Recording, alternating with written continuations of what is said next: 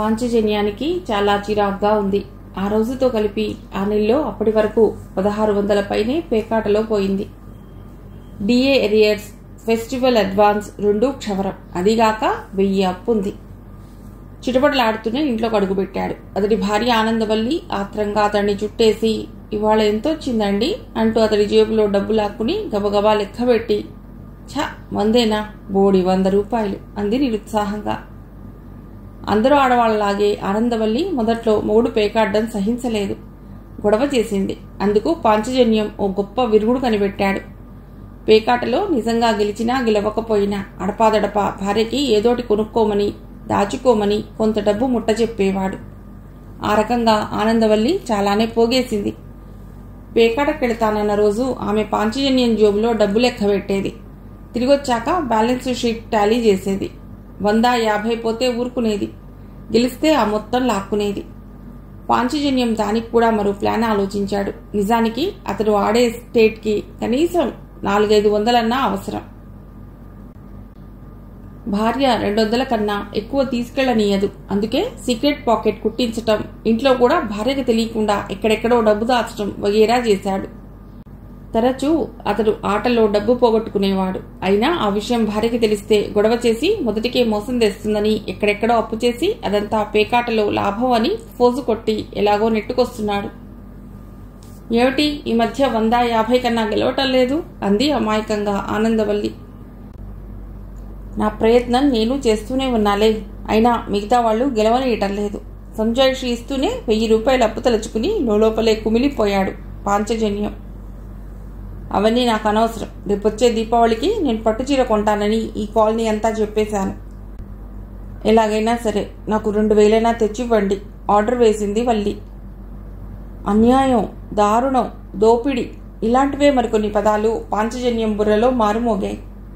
ఎలాగో వచ్చే ఏడుపుని ఆపుకుని 2000 అంటే మాటలు కాదు అని అనగానే, మాటలు కాదు డబ్బని నాకు తెలుసులేండి, డబ్బిస్తారో పేకాట మానేస్తారో త్వరగా తేల్చి చెప్పండి అంది గుడ్లుముతూ. పాంచజన్యంలో చాలా కాలం తర్వాత తెగింపు వచ్చింది. ఏమిటి నీ బెదిరింపు? నేనివ్వను. ఏం చేస్తావు? కీచుగా అరిచాడు. ఆనందవల్లి ఓ క్షణం నమ్మలేనట్టు చూసింది. ఆ తర్వాత పళ్లతో తాలింపు శబ్దం వేసి, ఓహో అలాగేం, అయితే చూడండి నా తడాఖా అంటూ గబగబా లోపలికెళ్ళి ఓ 5 నిమిషాల తర్వాత తిరిగొచ్చింది. అచ్చం ముష్టిదానిలా ఉంది. మెడలో ఓ బోర్డు, దానిమీద నేను ఫలానా ఆఫీసులో పనిచేసే పాంచజన్యం గారి భార్యను, పేకాట బాధితురాల్ని, ధర్మం చేయండి అని ఉంది. పాంచజన్యానికి ఆనందవల్లి పట్టుదల గురించి బాగా తెలుసు. మరుక్షణం పాంచజన్యం కిందపడి బల్లిలా పాక్కుంటూ వెళ్లి ఆనందవల్లి కాళ్ళ దగ్గర ఆగాడు. వల్లి, నన్ను తప్పుగా అర్థం చేసుకున్నావు. నీది నాది కాకపోవచ్చు, కానీ నాదంతా నీది కాదా? ఈ పేకాట ఇదంతా ఎవరి కోసం? అన్నీ నీకోసం, మన పిల్లల కోసం అంటూ మరేదేదో సుభాషితాలు వల్లించసాగాడు. మరైతే నేను ఇవ్వనని ఎందుకన్నారు? ఇంకా కిందే పడున్న భర్తని పురుగుని చూసినట్లు చూస్తూ ఉరిమింది. అదా, నువ్వెలాగూ తీసుకుంటావుగా, ఇక నేను ప్రత్యేకంగా ఇచ్చే పనే ఉంది అంటూ అతి కష్టం మీద లేచి నిలబడ్డాడు. ఏటో మీ మాటలు, ఒక్కసారి మీరు అసలు మాట్లాడేది తెలుగేనా అనిపిస్తుంది. సర్లేండి, ఇక అన్నం అవహరించండి. విసవిసా వెళ్ళిపోయింది పాంచజన్యం బతుకును ట్రాజడీ చేసేసి. ఆ రోజు ఆదివారం. కాంతారావు 10 ట్రిమ్గా తయారై మాటిమాటికి వాచి చూసుకోసాగాడు. శాంతకి అతడి ప్రోగ్రాం అర్థమైంది. అయినా ఎక్కడికండి బయలుదేరారు అంది కుతూహలంగా. ఏమిటి? ఓ చెప్పడం మర్చాను, ఇవాళ నేను మా ఫ్రెండ్ కుషాయి కూడా పెడుతున్నాం అన్నాడు చూపు తప్పిస్తూ. ఎందుకు? పేకాటకా అని నోటిదాకా వచ్చింది. కానీ మొదటి మాట మాత్రం అనింది శాంత. అక్కడ ఫ్లాట్స్ చాలా చవకగా ఉన్నాయట. అమ్మే వ్యక్తి మా ఫ్రెండ్కి చాలా దగ్గర బంధువేనట. డోంట్ వరీ, ఫ్లాట్ నీ పేరునే తీసుకుంటాలే నవ్వుతూ అన్నాడు కాంతారావు. శాంత మరేదో అనేంతలో ఓ వ్యక్తి వచ్చాడు. సన్నగా పీలగా స్ట్రాలా ఉన్నాడు. అతన్ని చూడగానే ఏదో డిస్కో శాంతిని చూసినట్లు మొహం చింపి చాటంత చేసుకున్నాడు. హలో గణపతి, నీకోసమే వెయిటింగ్, వెళదామా అని గుమ్మంలోనే అతగాడిని ఎటకాయించాడు. గణపతి బెరుగ్గా ఓసారి శాంత వైపు చూసి, మదిరోంకే లియే సమాచార్ భాషలో ఏవో సైగలు చేశాడు కాంతారావు. అతడు ఏవో గుసగుసగా మాట్లాడటం శాంత బెడ్రూంలోంచి గమనిస్తూనే ఉంది. ఓ నిమిషం తర్వాత కాంతారావు గబగబా లోపలికొచ్చి అల్మరా తీశాడు. కాసేపు వెతికి, శాంత, ఇక్కడ కొంత డబ్బు ఉండాలి, కనిపించటం లేదు, నువ్వేమైనా తీసావా అన్నాడు అసహనంగా. నిజానికి ఆ డబ్బు శాంతే తీసి దాచింది. భర్త పేకాట సంగతి తెలిసినప్పటి నుండి ఆమె డబ్బు విషయంలో జాగ్రత్తగా ఉంటుంది. కాంతారావుకి కొద్దిగా మతిమరుపు. డబ్బు విషయంలో నిర్లక్ష్యంగా ఉంటాడు. 2-3 సార్లు 100-200 తీసినా ఆ విషయం అతడు గమనించనే లేదు. ఏమైందబ్బా? ఏమో అని కాసేపు గొణుక్కున్నాడు. అవును, తీశాను. మొన్న రాజేశ్వరితో షాపింగ్ వెళ్ళినప్పుడు ఓ చీర తీశాను. ఎంతో నచ్చింది, తీసుకున్నాను. మీరు చూస్తారా అంది ఏమీ ఎరగనట్లు. ఎన్ని ఉన్నా తృప్తి ఉండదు మీ ఆడవాళ్లకు. నాతో మాట మాత్రం చెప్పొచ్చుగా. ఏమిటో, సర్లే నేను వస్తాను ఏదో సణుగుతూ వెళ్ళిపోయాడు కాంతారావు. ఎలాగూ రాత్రి 10లోపు భర్త రావడం తెలిసినా ఉండబట్టలేక 2 వంట పని ముగించి అతడి రాక కోసం ఎదురు చూడసాగింది. ఆమె ఆలోచనలు ప్రస్తుతం తనని వేధిస్తున్న సమస్య వైపు మళ్ళాయి. పేకాట, ఫ్రెండ్స్, మరీ ముఖ్యంగా పార్వతీశం. పేకాటలో భర్త సిగరెట్ కాల్చడం అయితే చూసింది గాని అది అతడిలో అలవాటు అనటానికి మరే దాఖలాలు లేవు. నిజంగా అలవాటయి ఉంటే ఏదో సందర్భంలో బయటపడి ఉండేది కాబట్టి ఆ విషయం వదిలేయొచ్చు.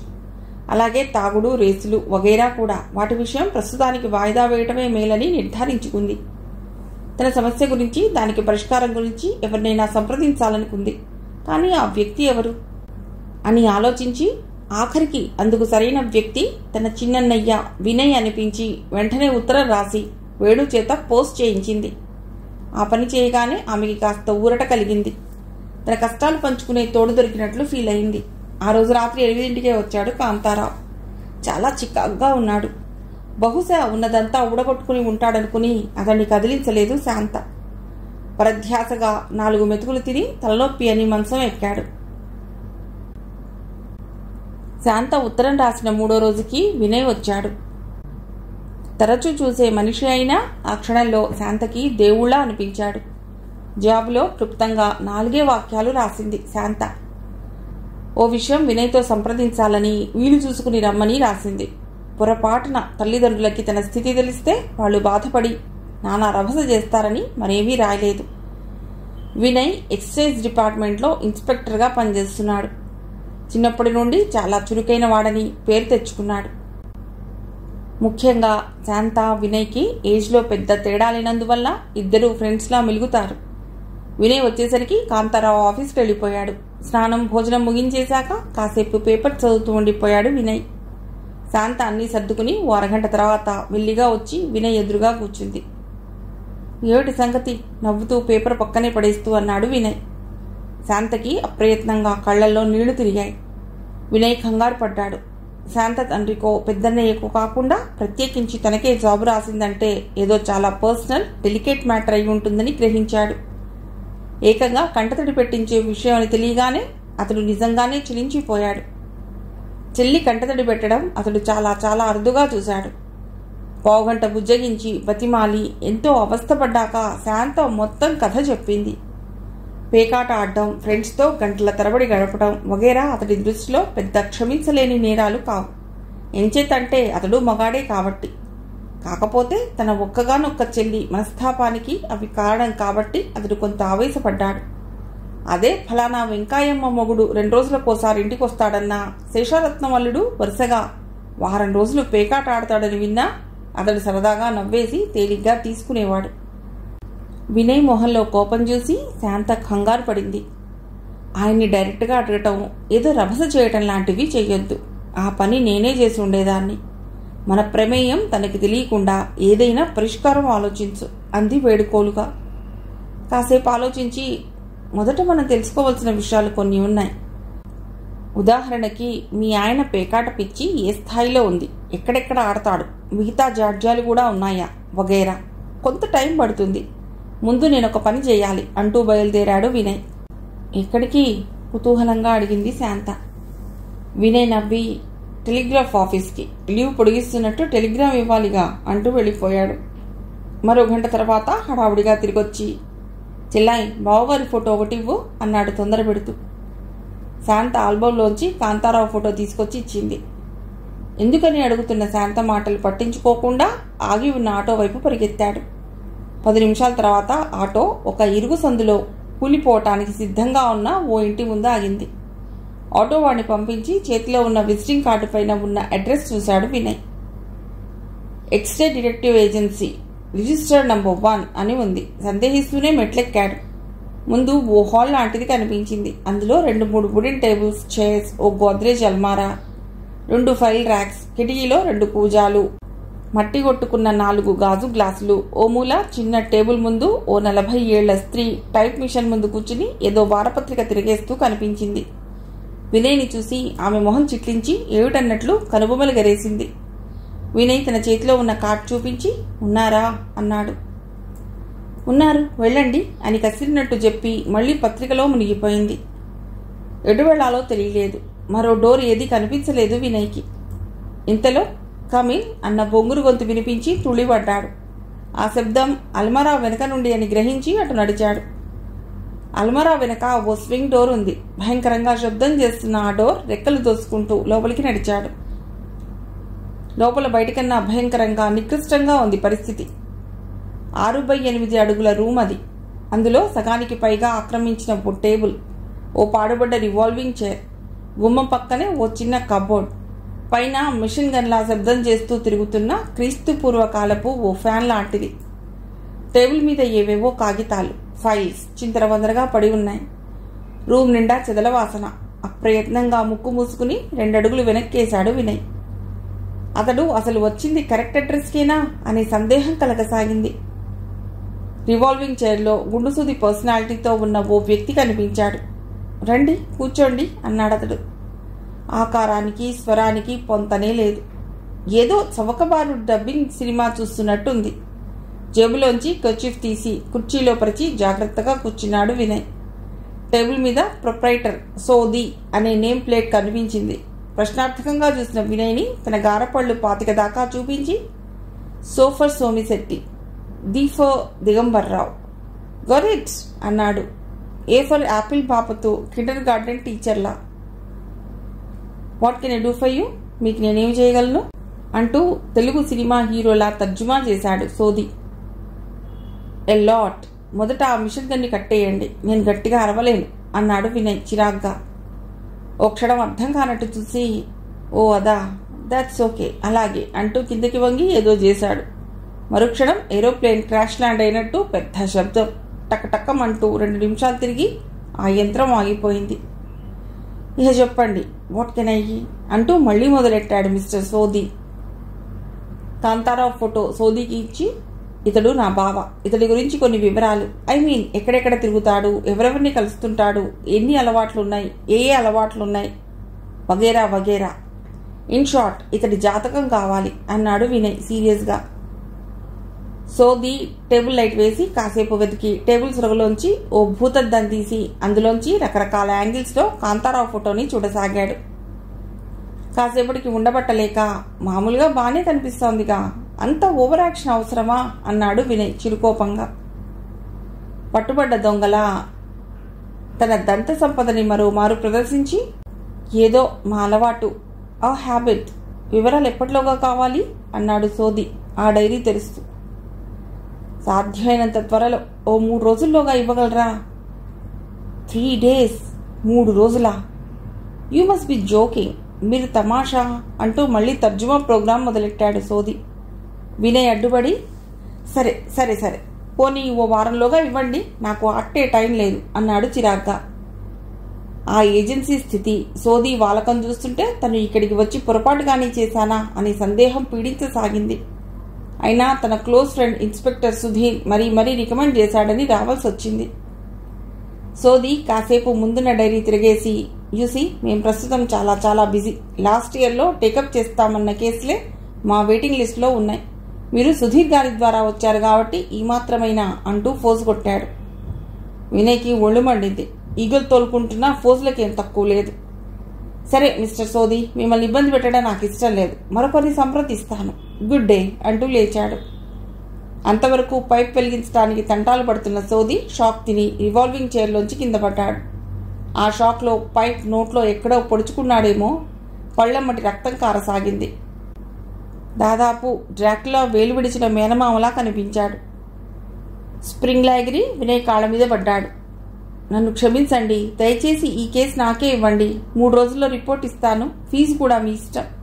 ఆ ఫ్యాన్ రిపేర్కి సరిపడా ఇచ్చినా చాలు అంటూ బోర్ను ఏడవసాగాడు. వినయ్ జాలిపడి, ముందు ఆ నోటికి ఫస్ట్ ఎయిడ్ చేయించుకోండి, ఇందా అడ్వాన్స్ అంటూ 100 రూపాయలు ఇచ్చాడు. మెల్లిగా లేవబోతున్న సోది అమాంతం మళ్ళీ కాళ్ళ మీద పడి థ్యాంక్స్ అని 2 సార్లు అరిచి ఆ తర్వాత ధన్యవాదాలు అన్నాడు. అలాంటి స్థితిలో కూడా తర్జుమా చేస్తూ సోది అడిగిన వివరాలు చెప్పి గబగబా బయటపడ్డాడు వినయ్. కాంతారావు ఆ రోజు 7 గంటలకే ఇంటికి చేరాడు. వినయ్ని చూసి ఆశ్చర్యపోయి కుశల ప్రశ్నలు వేసి, ఇవాళ ఆఫీస్లో పని ఎక్కువగా ఉంది, అంచేత కాస్త లేట్ అయింది అన్నాడు అడక్కపోయినా సంజాయిషి ఇస్తూ. వినయ్ మర్యాదపూర్వకంగా నవ్వి ఊరుకున్నాడు. భోజనాలయ్యాక కాంతారావు వినయ్ కబుర్లలో పడ్డారు. ఇప్పుడు చెప్పబోయ్, ఏమిటి విశేషాలు? ఒక్కపడి నోట్లో వేసుకుంటూ అన్నాడు కాంతారావు. పెద్ద విశేషాలు ఏముంటాయిలేండి. నా క్లోజ్ ఫ్రెండ్ ఒకడు తన పెళ్లి కుదిర్చే బాధ్యత నా మీద పెట్టాడు. ఎల్లుండే పెళ్లి చూపులు. అదీగాక ఇక్కడ మా హెడ్ ఆఫీసులో చిన్న పని ఒకటి ఉంది. 2 అటెండ్ అయినట్టుగా ఉంటుందని వచ్చాను. 4 రోజులు నన్ను భరించక తప్పదు, వినయ్ నవ్వుతూ అన్నాడు. భలే వాడిపోయి, 4 రోజులు కాకపోతే 40 రోజులుండు. నువ్వేం పరాయి వాడివా? You most welcome. పూడుకుపోయిన గొంతుతో కాంతారావు. వినయ్ ఏదో మాట్లాడుతున్నాడు. కాంతారావు ప్రత్యాశగా ఆలోచిస్తున్నాడు. 2 రోజుల్లో రాబోయే సండే సెషన్కి ఏ వంకతో వెళ్లాలా అని ఆలోచిస్తున్నాడు. హై స్టేక్స్ అన్నారు. ఆ దెబ్బతో ఆ నెలలో పోయిందంతా రికవర్ చేసేయాలనే ప్లాన్లో ఉన్నాడు కాంతారావు. శాంత వచ్చింది కూడా గమనించలేదు. ఇదిగో మజ్జిగ. 3వ సారికి కాంతారావు ఉలిక్కిపడి వాళ్ల వైపు ఓసారి గిల్టీగా చూసి గ్లాస్ అందుకున్నాడు. బావగారి ఇంట్లో కూడా ఆఫీస్ విషయాలు ఆలోచిస్తారా చెల్లాయ్? వినయ్ వేళాకోళం ఆడాడు. శాంత ముసిముసిగా నవ్వింది. బోర్ కొడుతోంది బావగారు, కాసేపు పేకాడదామా? చెల్లాయ్ నువ్వురా. కార్డ్స్ ఆడటం నాకు చేత కాదులే వినయ్, మరి ఏదైనా ఆడదాం కాంతారావు ఎటో చూస్తూ అన్నాడు. ఓ నిమిషం వినయ్, శాంత లోపలే గుండెలు బాదుకున్నారు. అదేమిటి, మీకు నిజంగా రాదా? ఆశ్చర్యం నటించాడు వినయ్. ఎప్పుడో కాలేజ్ డేస్లో ఎవరో ఎలా ఆడాలో చూపించారు, మర్చిపోయాను. అప్పటినుంచి మళ్ళీ వాటి జోలికి వెళ్ళలేదు. నాకు పెద్ద ఇంట్రెస్ట్ కూడా లేదు. కాంతారావు ఏదో ఋషిలా అలా చెప్తుంటే అన్నా చెల్లెళ్ళిద్దరికీ పగలబడి నవ్వాలనిపించింది. శాంతకి కాస్త కోపంగా కూడా ఉంది భర్త నాటకాలు చూస్తుంటే.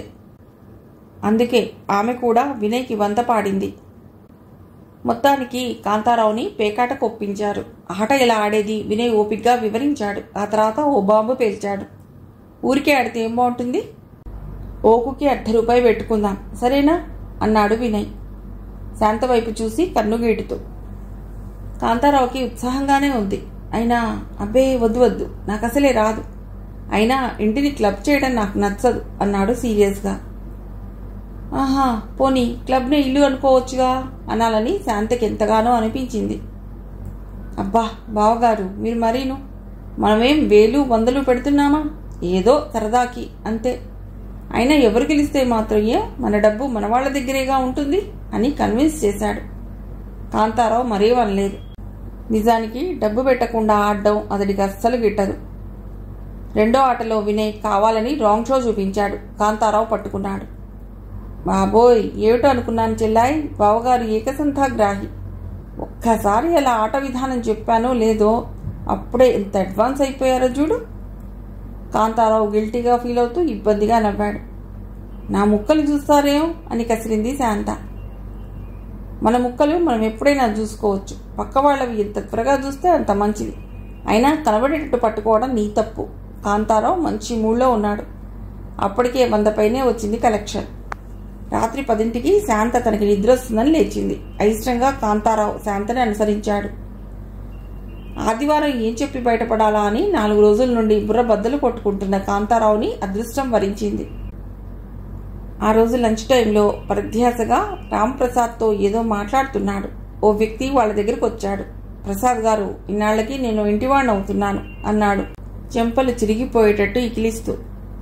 చాలా సంతోషం. ఎప్పుడు గృహప్రవేశం? ప్రసాద్ కుతూహలంగా అడిగాడు. ఆ వ్యక్తి మొహం మార్చుకున్నాడు. అబ్బే, మీరు నన్ను తప్పుగా అర్థం చేసుకున్నారు. రేపు ఆదివారం ఉదయం 10ంటికి నా పెళ్లి. మీరు ఫ్యామిలీ తప్పకుండా రావాలి. వానపాములా మెలిదిరిగిపోసాగాడు. సిగ్గుపడుతూనే రాంప్రసాద్కి ఓ శుభలేఖ అందించాడు. రాంప్రసాద్ దేవుడి మీద, తన పెళ్ళాం పిల్లల మీద ఒట్టు పెట్టి మరీ వస్తానన్న ఓ పట్టాన విడిచిపెట్టలేదు. మరో క్షణంలో రాంప్రసాద్ వీరావేశంతో ఆ వ్యక్తిని ఓటర్స్ లిస్టులోంచి తొలగించే ప్రయత్నానికి పూనుకోబోతుండగా అప్పుడు నిష్క్రమించాడు. ప్రసాద్, ఎవరా వ్యక్తి? కుతూహలం ప్రదర్శించాడు కాంతారావు. మన బ్యాంక్ కస్టమరేలే, ఎప్పుడు పెళ్లి గొడవే వీడికి అంటూ శుభలేఖ చూసి, ఆహా, పటాన్ చెరువులో అట పెళ్లి, ఇంకా నయం, ఫక్తునిస్తాన్లో అనలేదు. ఎవడెళ్తాడు? చిరాగ్గా డస్ట్బిన్లో గిరాటేయబోయాడు ప్రసాద్. కాంతారావు బుర్రలో మెరుపు. ఆగు ప్రసాద్, అది ఇలాతే, దాంతో చాలా పనుంది, విడదాం పద అంటూ శుభలేఖ తీసుకుని బయటికి నడిచాడు. ఆ రోజు కాంతారావు సాయంత్రం 6 అయ్యేసరికి టెన్షన్గా ఇంట్లో ఉన్నాడు. చాటుగా మల్లెపూల పొట్లను శాంతకిచ్చి వినయ్, శాంత గమనిస్తుండగా విసుగ్గా శుభలేఖ టేబుల్ మీదకి విసిరేశాడు. ఎవరిదండి శుభలేఖ అని అతడు ఆశించినట్టుగానే వాళ్ళిద్దరూ అడిగారు. అదా, మా ఫ్రెండ్ది, మధ్యాహ్నం నుండి ఒక్కటే గోల, తప్పకుండా రావాలని. క్లోజ్ ఫ్రెండ్ కదా, వెళ్ళక తప్పదు అన్నాడు బెడ్రూమ్లోంచే లుంగీ కట్టుకుంటూ. శాంత శుభలేఖ చూసింది. ఎప్పుడు ఇతడి పేరు చెప్పినట్టు గుర్తులేదే, క్లోజ్ ఫ్రెండ్ అంటున్నారు అంది సాలోచనగా. బహుశా ఈ మధ్యే క్లోజ్ అయి ఉంటాడు కదు బావా అన్నాడు వినయ్ అమాయకంగా. కాంతారావు గతుక్కుమన్నాడు. అన్నిటికీ తొందరే, ఏదో ఫ్రెండ్ అని ఏడిస్తే సరిపోయేదానికి క్లోజ్ ఫ్రెండ్ అన్నందుకు ఒక్క క్షణం తనని తానే బూతులు తిట్టుకుని, ఏం వినయ్, మీ ఫ్రెండ్ పెళ్లి చూపులు అయిపోయాయా అన్నాడు మాట మారుస్తూ. అసలు పెళ్లి కూడా ఏ క్షణంలో అయినా జరగవచ్చు అన్నాడు వినయ్ భావయుక్తంగా. మర్నాడు ఆదివారం 10 బయటపడ్డాడు కాంతారావు ఉత్సాహంగా. మధ్యాహ్నం వినయ్ డిటెక్టివ్ ఏజెన్సీకి బయలుదేరాడు. నీట్గా టైప్ చేసి ఫోల్డర్ ఉన్న 4-5 పేజీల వైపు కుతూహలంగా చూశాడు వినయ్. తేదీల వారీగా టైంతో సహా ఒక్కరోజు కాంతారావు ఏం చేసింది పూర్తి వివరాలు అందులో ఉన్నాయి. ఇందులో కొన్ని విషయాలు మా బావతో డైరెక్ట్గా మాట్లాడి కాస్తో కూస్తో క్లోజ్గా మూవ్ అయితే కానీ తెలుసుకోలేనివి కూడా ఉన్నాయి. అది ఎలా సాధ్యపడింది అన్నాడు ఆశ్చర్యంగా. మొదట ట్రేడ్ సీక్రెట్ అని మొరిగినా చివరికి వెరీ సింపుల్, చాలా తేలిక. మీ బావ కార్డ్స్ ఆడే సర్కిల్లో నా అసిస్టెంట్ని ప్రవేశపెట్టాను గర్వంగా అన్నాడు సోదీ పైప్ వెలిగించే ప్రయత్నం చేస్తూ. వినయ్ కొంత డబ్బు టేబుల్ మీద పెట్టాడు. మొత్తం లెక్క చూసుకుని కిందటిసారిలా షాక్తో కిందపడి కృతజ్ఞతతో వినయ్ కాళ్ల వైపు పాక్కుంటూ రాబోతుంటే కంగారులా బయటికి దూకాడు వినయ్. శాంత ఇచ్చిన కాఫీ సిప్ చేసి, శాంత, నువ్వు భయపడవలసిందేమీ లేదు, ఇంకా బావ ఎల్కేజీలోనే ఉన్నాడు. నువ్వు అనుకున్నట్టుగానే మీ ఆయనకి సిగరెట్స్ అలవాట్లేదు. కాకపోతే కార్డ్స్లో కూర్చున్నప్పుడు టెన్షన్ మరీ ఎక్కువైనప్పుడు 1-1/2 కాలుస్తాట. అది మంచి బాలుడిలా సగమే తాగుతాట. రేసులు, వ్యభిచారం వగేరా కూడా లేనట్టే. సమ్మర్లో ఎప్పుడైనా 1-2 గ్లాసులు బీరు మాత్రం తాగుతాట. అది ఎక్కువగా పార్వతీశం బలవంతం వల్లేనట. కార్డ్స్ అంటే మాత్రం చాలా ఇష్టమట, ఎక్కువగా పోగొట్టుకుంటాట. తను బాగా ఆడతానని ఓ వెర్రి నమ్మకం అట. ఫ్రెండ్స్ కోసం బాగానే డబ్బు తగిలేస్తాట, ముఖ్యంగా ఆ పార్వతీశానికి అంటూ మరి కాసేపు రిపోర్ట్ వివరాలు చెప్పాడు. శాంతకి అంతా విన్నాక కాస్త రిలీఫ్ లాంటిది కలిగింది. మొదట కార్డ్స్ జబ్బు వదిలించాలని ఇద్దరూ తీర్మానించారు. 4 రోజులు ఉంటానన్న బావమరిది వారమైనా కదలకపోవటం కాంతారావుకి చాలా ఇబ్బందిగా ఉంది. రోజు 6 ఇంటికి రావటం అతడికేదో జైలుకు వెళ్ళినట్టు అనిపిస్తోంది. ముఖ్యంగా ప్రియతమ మిత్రుడు పార్వతీశాన్ని కలవకపోవటం. అందుకు తగ్గట్టు పార్వతీశం కూడా ఆఫీస్కు ఫోన్ చేసి నిష్ఠురాలాడటం. కాంతారావుకి ఏదో పోగొట్టుకున్నట్టు విరక్తిగా అనిపిస్తోంది. అందుకే ఆ రోజు ఉదయం కాఫీ తాగుతూ, ఏం వినయ్, నీ పనులు ఎంతవరకు వచ్చాయి? కొంపదీసి మీ ఫ్రెండ్ ఏకంగా పెళ్ళయ్యే వరకు ఉండిపోదామన్నాడా అన్నాడు చలోక్తిగా. అబ్బే, అదేం లేదు, ఈ రోజుతో అంతా సెటిల్ అయిపోతుంది. ఆదివారం పొద్దున్నే వెళ్ళాలనుకుంటున్నాను అన్నాడు ఆదివారం అనే మాట ఒత్తి పలుకుతూ. కాంతారావుకి ఏనుగెక్కినంత సంతోషం వేసింది. పైకి మాత్రం భలే వాడివే, అప్పుడే ఎంత తొందర, మరి 4 రోజులు ఉండిపోవచ్చులే అన్నాడు లేని ఆప్యాయత ఒలకబోస్తూ. శాంత కూడా ఆ మాటే అంటోంది. ఏమిటో మీరు ఇంతగా బలవంతం చేస్తే ఇక తప్పేదే ఉంది. కాకపోతే ఆఫీసులో కాస్త అర్జెంట్ పనుండి సందేహిస్తున్నాను గాని అన్నాడు వినయ్. ఇందాక తను ఎక్కిన ఏనుగు ప్రస్తుతం తన మీదే ఎక్కినట్టుగా అనిపించసాగింది కాంతారావుకి. వెధవ తెలివితేటలు. వినయ్ అన్న చివరి మాట పట్టుకుని, నిజమే నోయ్, ఆఫీస్ పని అలక్ష్యం చేయకూడదు. పోన్లే, ఈసారి వచ్చినప్పుడు మాత్రం ఖచ్చితంగా నెలైనా ఉండాలి అన్నాడు కాంతారావు వినయ్కి మరో అవకాశం ఇవ్వకుండా. తమ పథకం ఫలించటానికి అన్ని ఏర్పాట్లు చేశానని, తనింకా అక్కడే ఉంటే కాంతారావుకి ఏదైనా అనుమానం కలగవచ్చునని, మరేం కంగారు పడవద్దని శాంతకి నచ్చజెప్పి ఆదివారం ఉదయం కాంతారావు స్టేషన్ వరకు సాగనంపగా కృష్ణా ఎక్స్ప్రెస్ ఎక్కాడు వినయ్. స్టేషన్ నుండి తిరిగి వస్తుంటే కాంతారావుకి సత్యనారాయణ తగిలాడు. ఏం గురు, ఈరోజు ప్రోగ్రాం గుర్తుందిగా, వస్తున్నట్లేనా అని ఓ అర్థలేని ప్రశ్న వేశాడు. గుర్తుందా? అస్సలు మర్చిపోతే కదా, ఎప్పుడెప్పుడు పదవుతుందా అని చకోర పక్షిలా చూస్తుంటే అలా అడుగుతావే అన్నాడు కాంతారావు. అన్నట్టు సత్యం నాకు హెల్ప్ చేయాలి అంటూ అతడు ఏం చేయవలసింది వివరించి ఆనందంగా ఇంటికి బయలుదేరాడు. 9:30 అవుతున్నా భర్త బయలుదేరే సూచనలు కనిపించకపోవడంతో శాంత ఆశ్చర్యపోయింది. అంతలోనే కాంతారావు అన్న ఆర్తనాదం వినిపించి తుళ్ళిపడింది. గుమ్మంలో ఉన్న శాల్తీని వెంటనే గుర్తించింది. ఆమెకి భర్త ఏదో ఎత్తువేశాడని అనుమానం కలిగింది. శాంత వరండాలోకి వచ్చింది. కాంతారావు లేడా అండి అన్నాడు సత్యనారాయణ దాదాపు అరుస్తున్నట్లుగా. ఉన్నారు, ఎందుకు అంది శాంత సంగతి ఏమిటో తెలుసుకుందామనే కుతూహలంతో. ఘోరం జరిగిపోయింది సిస్టర్ అన్నాడు సత్యనారాయణ గుండెలు బాదుకుంటూ. అతడు అరవ సినిమాలు ఎక్కువగా చూస్తాడేమోనని అనుమానం కలిగింది శాంతకి. ఎక్కడ, ఎవరికి అని జంట ప్రశ్నలు వేసింది అసహనంగా. మా బాబీగాడిని కుక్క గరిచింది. అయితే మావారు వచ్చేం చేస్తారు అంది నిర్దయగా. మామూలుగా అయితే ఆమె అంతసేపు భర్త ఫ్రెండ్స్తో మాట్లాడేది కాదు. పేకాట విషయం తెలిసినప్పటి నుండి భర్త ఫ్రెండ్స్ అంటేనే మంటగా ఉంది శాంతకు. పైగా అదంతా ఏదో నాటకం అని కూడా అనుమానంగా ఉండటంతో కాస్త మొరటుగానే మాట్లాడింది. మా వాణ్ణి వెంటనే హాస్పిటల్కి తీసుకువెళ్ళాలి. ఇవాళ ఆటో వాళ్ళు స్ట్రైక్. ప్లీజ్ కాంతారావుని పిలవండి అంటూ లోపలికి తిరిగి తొంగి తొంగి చూశాడు. శాంత మరేదో అనేంతలో కీ ఇచ్చినట్టు కాంతారావు అక్కడికి వచ్చాడు. మీ వాణ్ణి కుక్క గరిచిందా అన్నాడు ఆందోళనగా. వెంటనే శాంత, ఆ విషయం మీకెలా తెలుసు అంది కోపంగా. అదే ఇందాక మా వాడు చెప్తుంటే విన్నాను. పద సత్యం, మనం అశ్రద్ధ చేయకూడదు. వెంటనే యాంటీ ర్యాబిస్ ఇంజెక్షన్ ఇప్పించాలి. పద పద అంటూ తొందర చేశాడు. భోజనం చేసి వెళ్ళండి, మళ్ళీ ఏ రాత్రికో గాని రారాయే అంది శాంత. టైం లేదు, అవతల ఓ పసివాడి ప్రాణాలు పోతుంటే నాకు అన్నం ఎలా సహిస్తుందనుకుంటున్నావు ఉద్వేగంగా అన్నాడు కాంతారావు, ఏదో తన కొడుక్కే ప్రమాదం జరిగినట్టు. పోనీ కాఫీ అయినా తాగండి బతిమాలింది శాంత. సత్యనారాయణ ఫ్రీగా వస్తే ఫెవికాల్ అయినా మింగే రకం. పోన్లే గురు, సిస్టర్ని ఎందుకు చిన్నబుచ్చటం? అలాగేలేమ్మా, నువ్వెళ్ళి తీసురా అంటూ చొరవగా సోఫాలో కూలబడ్డాడు. కాంతారావు పళ్ళు పటపటలాడించి, సరే త్వరగా పట్రా అని పళ్ళు బిగువన అన్నాడు. ఆ చేత్తోనే టిఫిన్ ఏమైనా ఉంటే తీసురా సిస్టర్ అని సత్యనారాయణ ఉత్సాహంగా అరిచాడు. శాంత ఇడ్లీ ప్లేట్తో వరండాలోకి రాబోతూ ఆగిపోయింది. కాంతారావు సత్యనారాయణ గొంతు పిసికే ప్రయత్నంలో ఉన్నాడు. సత్యనారాయణ పెనుగులాడుతున్నాడు. సిస్ అంటూ శాంతని పిలిచే ప్రయత్నంలో కుక్కర్ విజిల్ లాంటి శబ్దాలు సృష్టిస్తున్నాడు.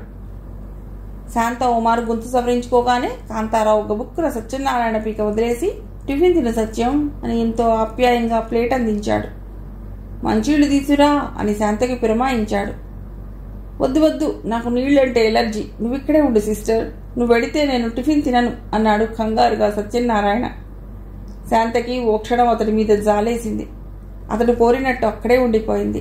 పావుగంట తర్వాత కాంతారావు సత్యనారాయణ వెళ్ళిపోయారు. నెలలో మొదటి వారం కాబట్టి అందరి మొహాల్లో జీవకళ ఉట్టిపడుతోంది.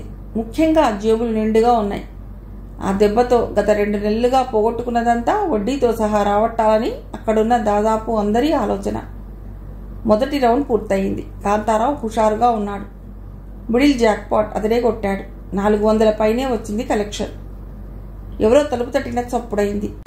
ప్యాక్ చేసి వెంకటరెడ్డి ఆట చూస్తున్న రాంప్రసాద్ విసుగ్గా వెళ్లి తలుపు తీశాడు. మరుక్షణం నోరెళ్లబెట్టి కొయ్యబారిపోయాడు. అతి కష్టం మీద పోలీస్ అని ఓ గావు కెక్క పెట్టాడు. ఎదురుగా ఉన్న శాల్తీని తోసుకుంటూ బయటికి పరిగెత్తబోయాడు. కానీ ఆ వ్యక్తి ఇలాంటివన్నీ చూశాడు. టటుక్కున రాంప్రసాద్ కాలర్ పట్టుకుని నెట్టుకుంటూ లోపలికొచ్చాడు.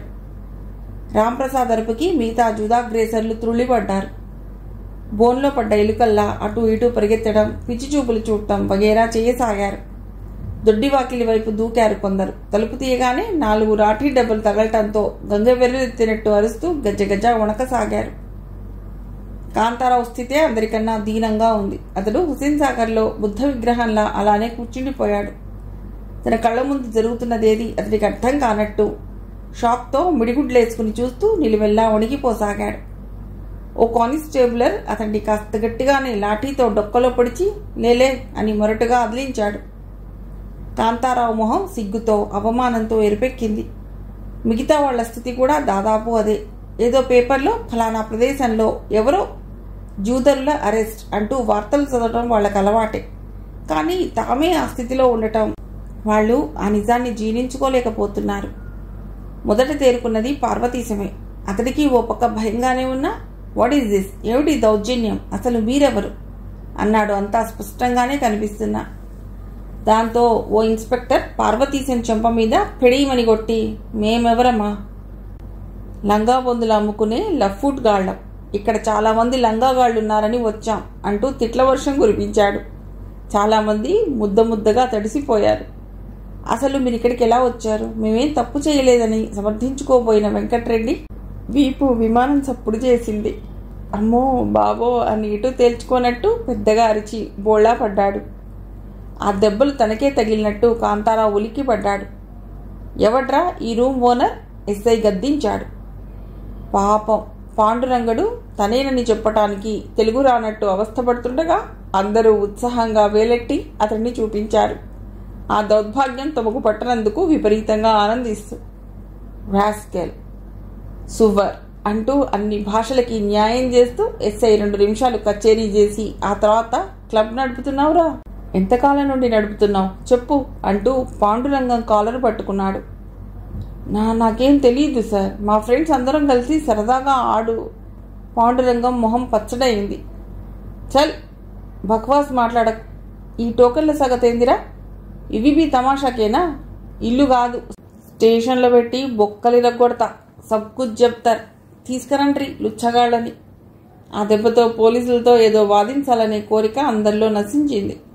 కాంతారావు ఆఖరి ప్రయత్నంగా, ప్లీజ్ సార్ నన్ను వదిలేయండి, జన్మలో మళ్లీ పేకాట జోలికి పోను కన్నీళ్లు గారుస్తూ దీనంగా అర్థించాడు. కీచినట్టు అందరూ అవే మాటలు కాకుండా అరవసాగారు. పోనీ ఈ డబ్బు తీసుకోండి ప్లీజ్, మమ్మల్ని వదిలేయండి, మా పరువు. సత్యనారాయణ ఇంకా వాక్యం పూర్తి చేయకముందే అతడి చెంపలు చెళ్ళుమన్నాయి. ఏరా బేవకూఫ్, నాకే రిష్వత్ ఇస్తావే అంటూనే లోకల్ ట్యాక్స్ ఎక్స్ట్రాలా లాఠీతో 4 గంటించాడు ఓ ఎస్ఐ. అప్పటికే ఇంటి చుట్టూ జనం గుమిగూడారు. తలుపు సందుల్లోంచి కిటికీలోంచి లోపలి తమాషా చూసి ఆనందిస్తున్నారు. చూడలేని వాళ్ళకి ఒకరిద్దరు రన్నింగ్ కామెంటరీ మొదలెట్టారు. రకరకాలుగా కామెంట్స్ చేయసాగారు జనం. అందరినీ తిడుతూ నెడుతూ రోడ్డు మలుపులో పార్క్ చేసి ఉన్న పోలీస్ వ్యాన్ వైపు నడిచారు. వాళ్ళేదో చంబల్ వ్యాలీ బందిపోట్లయినట్టు అటు ఇటు గట్టి కాపలాతో కాంతారావు ఏదో ట్రాన్స్లో ఉన్నట్టు నడుస్తున్నాడు. 20 గజాల దూరంలో ఉన్న వ్యాన్, 1000 మైళ్ల దూరంలో ఉన్న ఫీలింగ్. అందరినీ ఒకే గదిలో తోశారు. ఆ సెల్ పరిస్థితి, అందులో ఉన్న ఇతర నేరస్తులు చాలా ఘోరంగా అనిపించింది కాంతారావుకి. లోపలే కుమిలిపోయాడు. ఈ విషయం నలుగురికి తెలిసిపోయే ఉంటుంది. తన పరువు గురించి భయం మొదలైంది. ఒక్కొక్కరిని పిలిచి వివరాలు అడగసాగాడు ఓ వ్యక్తి. మొదట పాంచజన్యాన్ని పిలిచారు. అతడు కళ్ళు తుడుచుకుంటూ టూకీగా తన బయోడేటా చెప్పాడు. రాంప్రసాద్ వంతు వచ్చేసరికి తన పేరు రాంబాబు అని అతి తెలివిగా చెప్పాడు. మిస్టర్ నిజం చెప్పు, నీ పేరు రాంప్రసాద్ గదు అంటూ డ్రైవింగ్ లైసెన్స్ చూపిస్తూ గద్దించాడు ఎస్ఐ. రాంప్రసాద్ షాక్ తిన్నాడు. అది వీడికెలా వచ్చింది, బహుశా రూమ్లో దొరికింటుంది. సార్ నన్ను క్షమించండి, అసలు పేరు బయటపెట్టుకుని అభాసుపాలు కాకూడదని ఇలా చేశాను. ఇక నుండి బుద్ధిగా ఉంటాను. రాంప్రసాద్ పోలీస్ స్టేషన్ దద్దరిల్లేటట్లు చెంపలు వేసుకున్నాడు. ఆ తర్వాత అక్షరం పొల్లిపోకుండా అంతా గడగడా చెప్పి బౌరుమన్నాడు. అందరి వివరాలు నోట్ చేసుకుని ఏదో వార్నింగ్ ఇచ్చి పంపించేస్తారేమోనని ఆశపడ్డ వాళ్ళకి నిరాశే మిగిలింది. కొందరు ఉండబట్టలేక అడిగారు కూడా. అప్పుడేనా, ఈ రాత్రంతా లాకప్లోనే ఉండాలి, పొద్దుటే కోర్టులో హాజరుపరిచి ఫైన్ కట్టాక అప్పుడు వదులుతాం అన్నాడు ఎస్ఐ తాపీగా. దాంతో అందరూ హతాశులయ్యారు. రాత్రిలోగా కొంపలకి చేరకపోతే తమ భార్యలు కంగారు పడ్డాం, అక్కడా ఇక్కడా వెతికి చివరికి పోలీస్ కంప్లైంట్ ఇవ్వాలనుకుని కర్మగాలి ఆ స్టేషన్కే రావటం.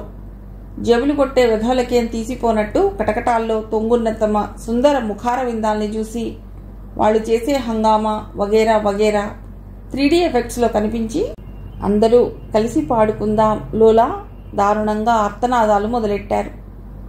ఎస్ఐ కాస్త జాలిపడి, పోనీ మీ తరఫున ఎవరైనా జామీన్ ఇస్తే? ఎంతమంది ఉన్నారు? మొత్తం 8 మంది కదా, కనీసం 4 ఇవ్వవలసి ఉంటుంది, అప్పుడు విడుదల చేస్తాను.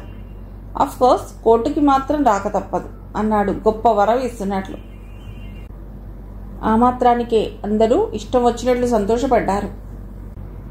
తమలాగే పేకాటే జీవితం అనుకున్న వాళ్ళైతే తమ ప్రస్తుత స్థితి అర్థం చేసుకోగలరు. ఏదో శాపవశాత్తు తాము లోపలున్నారు, ఏదో రోజు వాళ్ళకి తమ అవసరం రావచ్చు అని కన్విన్స్ చేయొచ్చు.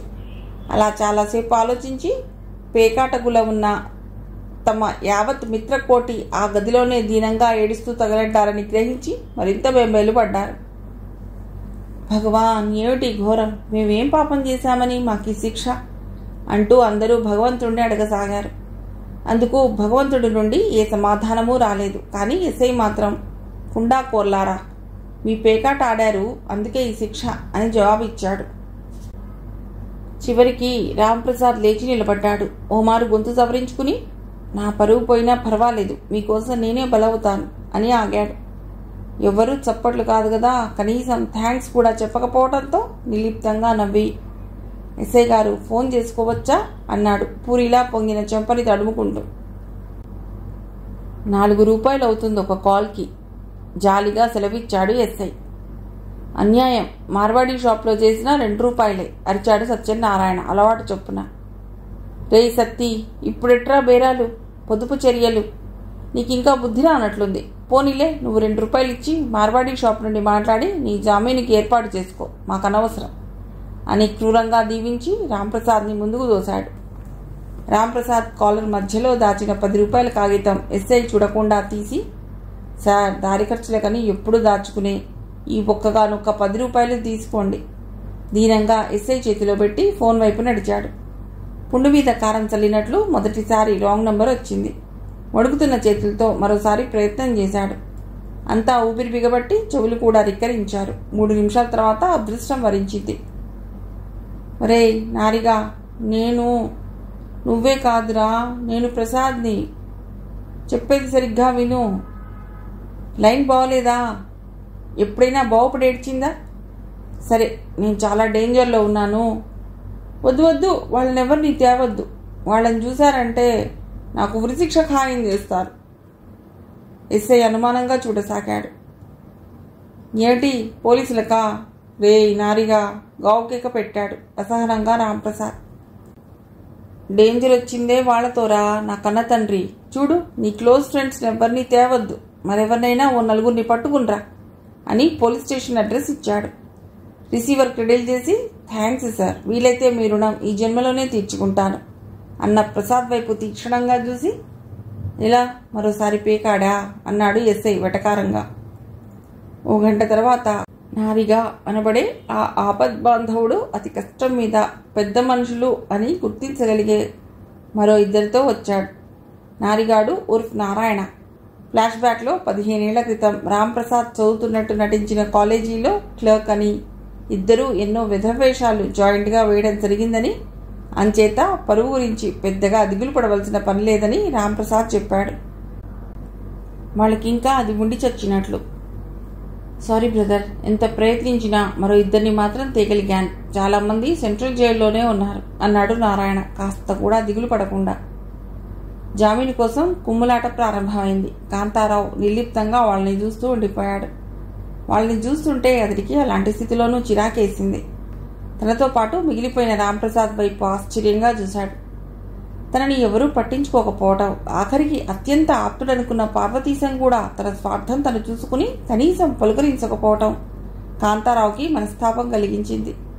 అందరికీ జామీన్ ఇప్పించి బయటపడే అవకాశాన్ని చేజేతులా వదులుకున్న రాంప్రసాద్ అతనికి ఆ క్షణంలో చాలా ఉన్నతంగా కనిపించాడు. ప్రసాద్, నువ్వెందుకు ఉండిపోయా? కుతూహలంగా అడిగాడు. చెప్పాను కదా, మీ అందరి కోసం బలవుతానని అంటూ నవ్వేసి, లేదులే బ్రదర్, ఎవరో 2 ఉండిపోవాలి, నువ్వెలాగో అందుకు సిద్ధం అన్నట్టు మూల కూర్చున్నావు. అది చేస్తాను, ఇది పొడుస్తాను అని చెప్పి చివరిలో నా స్వార్థం చూసుకోవటం నాకు రుచించలేదు. అయినా మన వాళ్ళు ఏదో ఏర్పాటు చేస్తామన్నారులే ధీమాగా అన్నాడు. సాయంత్రం 6 అవుతుండగా ఆయన ఎక్కడా అన్న జీరగొంతు వినిపించి తుళ్ళిపడ్డాడు కాంతారావు. 2 నిమిషాల తర్వాత కాంతారావు సర్కిల్ ఇన్స్పెక్టర్ ముందు ఉన్నాడు. శాంతని చూసి సిగ్గుతో తల వంచుకున్నాడు.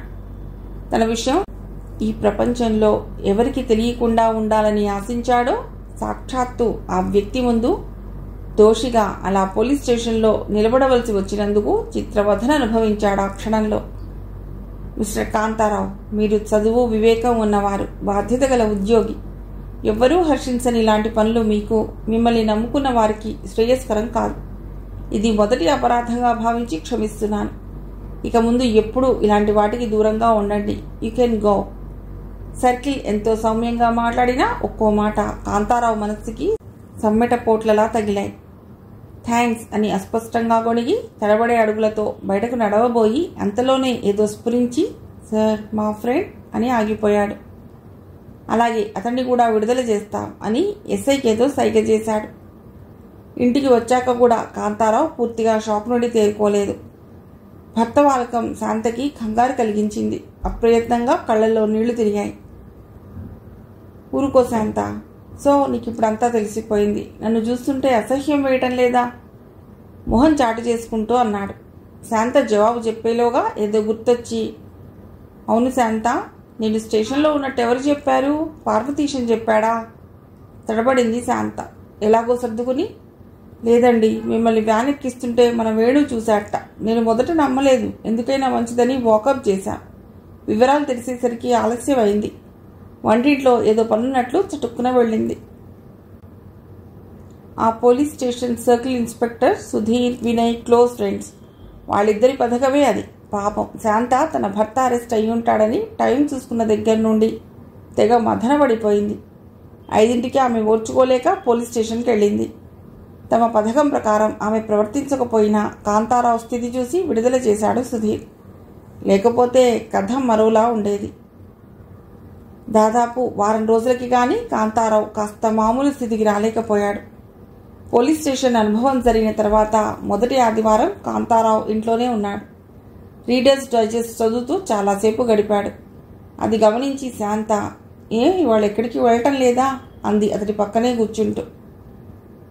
ఓ క్షణం ఆమె వైపు చురుగ్గా చూసి, నీకు వేళాకోళంగా ఉందా? చచ్చిన పావుని ఇంకా చంపుతావా అన్నాడు కాంతారావు ఏడవడానికి సిద్ధపడుతూ. శాంత ముసిముసిగా నవ్వి తృప్తిగా నిట్టూర్చింది. ఆ ఉద్దేశంతో అనలేదండి. మీ ఇష్టానికి నేనెందుకు అడ్డుపడాలని అంది అతడి రియాక్షన్ కోసం చూస్తూ. భలే దానివే, ఇక జన్మలో పేకాడను, జరిగింది చాలు అన్నాడు లెంపలేసుకుంటూ. ఆ తర్వాత అతడు మరో 3 ఆదివారాలు వచ్చినా తనతోటే గడపటంతో శాంతకి నమ్మకం కలిగింది. కానీ కాంతారావు మిగతా రోజుల్లో పార్వతీశం, రాంప్రసాద్లని అడపాదడపా కలుస్తూనే ఉన్నాడు. మొదటిసారి కాంతారావు పార్వతీశాన్ని, అతడి ప్రవర్తనని జాగ్రత్తగా పరిశీలించసాగాడు. తనను విడిచి వెళ్ళిపోయినందుకు పార్వతీశం ఆ తర్వాత ఇచ్చిన సంజాషి అతన్ని పూర్తిగా సమాధానపరచలేదు.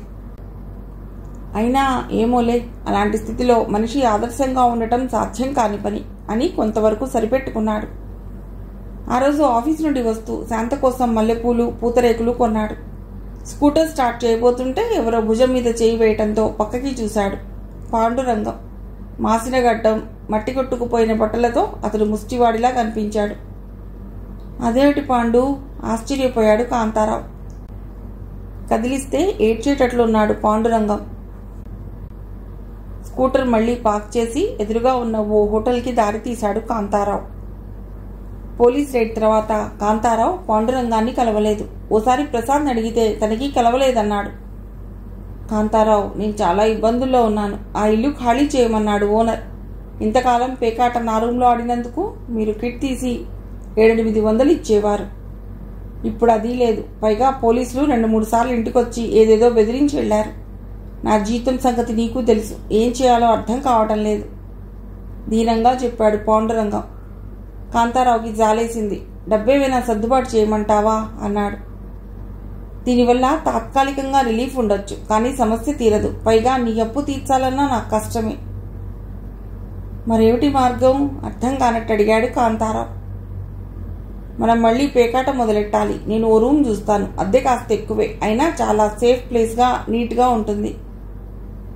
ఏమిటి మళ్ళీ పేకాట? నీకు ఇంకా బుద్ధి రాలేదా పాండు? భయంగా ఆశ్చర్యంగా అన్నాడు కాంతారావు. తమ మాటలు ఎవరి చెవినైనా పడ్డాయేమోనని బిత్తర చూపులు చూస్తూ. భయం ఎందుకు? నాకు కార్డ్స్ అంటే పిచ్చి. రోజు ఏమీ తోచక సస్తున్నాను. సంపాదన కుంటుపడింది. అసలు నువ్వు నిజం చెప్పు. కార్డ్స్ మానేస్తే నీకు మాత్రం తోస్తోందా? మళ్ళీ ఆడాలనిపించటం లేదా? కాంతారావు ఇబ్బందిగా కదిలాడు. ఆత్మవిమర్శ చేసుకుంటే తను మానేయటానికి ముఖ్య కారణం భయం.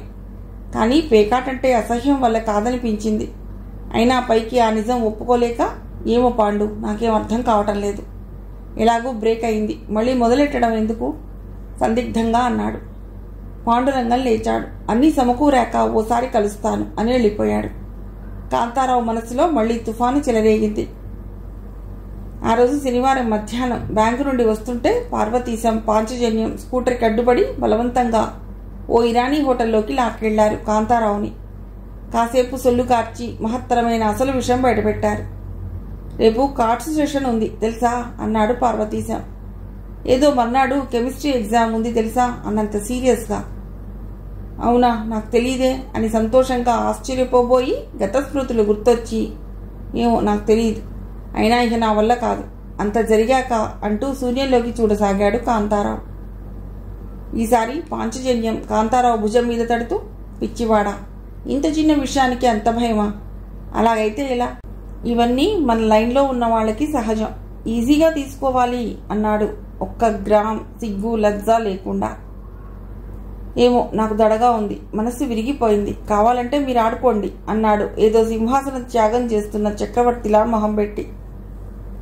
చూడు కాంతం, అదేదో అనుకోకుండా జరిగింది. పోలీసులకి వేరే పనేం లేదు.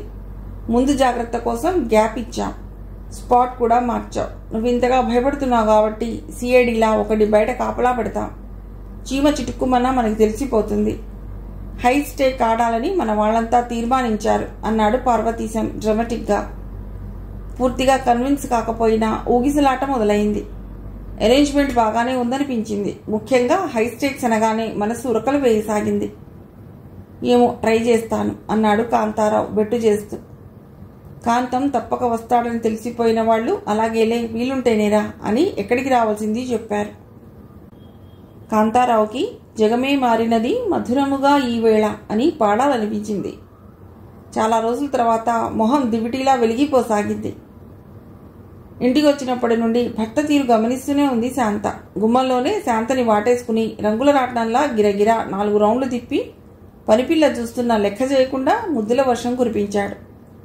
ఏదో విశేషం ఉండే ఉంటుందని గ్రహించింది. ఆదివారం పొద్దుటి నుండి త్వరగా వంట చేయమని వేధిస్తున్న భర్త వాలకం ఆమెకి అనుమానం కలిగించింది. చాటుగా అల్మారాలోంచి డబ్బు తీసి పర్సులో పెట్టుకోవడం చూసి శాంత సంగతి గ్రహించింది. క్షణకాలం మనసు చివుక్కుమంది. అంతలోనే అలాంటి స్థితి గురించి ముందే హెచ్చరించిన సుధీర్, వినయ్ల మాటలు గుర్తొచ్చాయి.